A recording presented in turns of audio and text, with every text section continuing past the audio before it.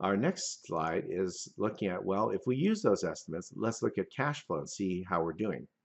So we already talked a little bit about this. NOPAT is equal to EBIT times 1 minus T. We already determined that.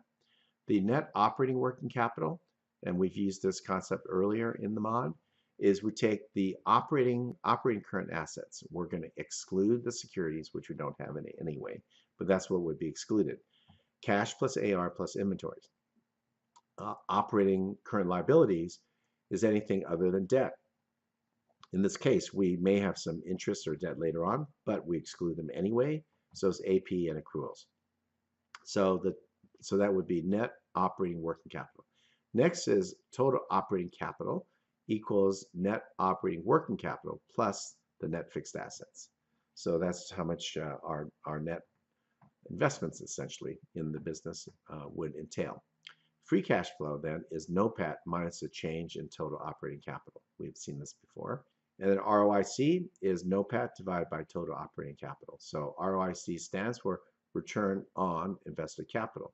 So return is measured by NOPAT. Invested capital is all the capital that we have to run the business, which is operating capital. So I'm going to hop into Excel just to illustrate this with formulas. So we're going to do the next section here, where we derive free cash flow. We have net operating working capital, and I'll just show you how the cells work. Here it is the current assets, current operating assets of cash, AR, inventories. That's plus minus the accounts payable, so 88, and that's what leads to 682. And again, if you go all the way out to the out years, same thing. It's all the assets, because we have no securities, minus the accounts payable and accruals. So that's net NOWC, net operating working capital. Next is fixed assets. So fixed assets we just pull from above, and so you'll see a simple cell reference right above, right? It's just pulling that number line. So now when we add the numbers together of net operating working capital plus net fixed assets, we get net operating capital, short and long term. So that's the net operating capital.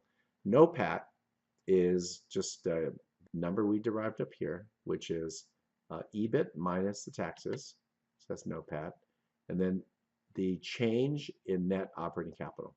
So I should make this one very prominent, because this is a common mistake. So a common mistake is people forget that it is net increase, right? So in this case, we went up from 1120 to 1232. So the increase is this minus this, or 112 with a minus sign. So the free cash flow is the NOPAT minus the increase in net operating capital. So you see we're minus, then minus 13, then 8, then 46, then 48. The growth is we went from a negative to a positive, and here we grew substantially. So things look better in 2019 and 2020, but they don't look so good in the early years. So we have a tough situation where free cash flow is not growing. So that's it for free cash flow. The ROIC is right here, 8%. ROIC again is defined as the NOPAT divided by invested capital. So for each of these, we're at 8%. And the observation on this sheet is that earlier we were told that the WACC is 9%. If you're earning at 8% and your WACC is 9, that's not a good story.